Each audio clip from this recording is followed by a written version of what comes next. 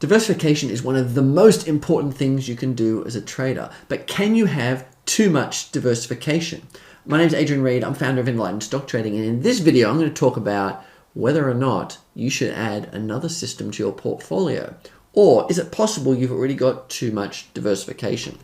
This is one of the most important considerations when you're trading systematically, because if you get to a point where you've got too many systems, can things go wrong? Yes. But if you don't have enough systems, can things go wrong? Yes. You need to find the sweet spot. In this video, I'll show you how.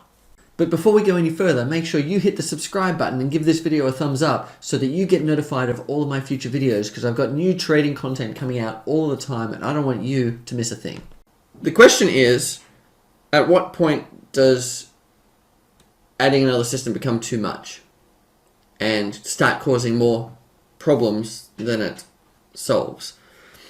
And this question, the answer to this is going to be a little bit individual, because it's going to depend on you, your routine, your capacity, and various other things. Here is the number one requirement for adding a new system. In order to add more, you must be executing your current set of systems smoothly, mistake-free, with confidence, without stress.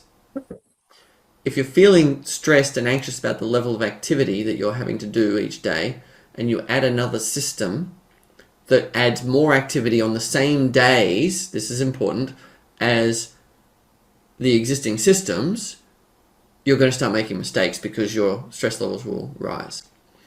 But let's say you have a whole bunch of long systems and they're in the market during a bull market, and then you add a short system that's only in the market during a hammering bear market, you're not really adding much activity. So therefore, you're not really contributing to increased stress levels and mistakes. So think about what you add and how that will affect your daily routine, how that will affect your ability to follow the rules consistently.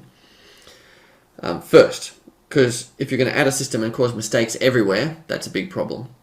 It's not worth the diversification.